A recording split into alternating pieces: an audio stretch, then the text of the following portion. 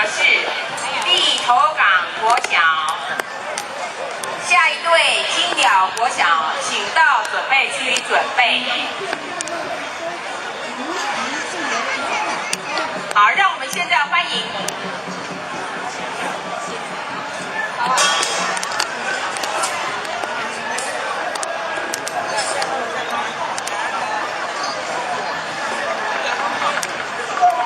现在我们先欢迎立头港国小。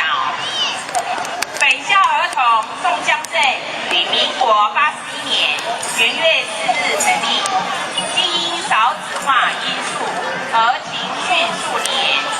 在本校校长黄嘉玲之奔走下，积极争取，经会民国99年重新主训，并请国家新传讲师方金生先生担任教练，本校林静先生担任助理教练。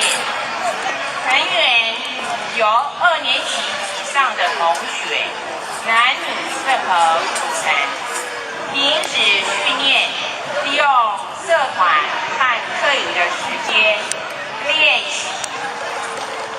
首次参加台南县99年度国民中小学传统艺术比赛，荣获甲等成绩，并于100年2月15日参加盐水风炮南引伊那森比尔森展演。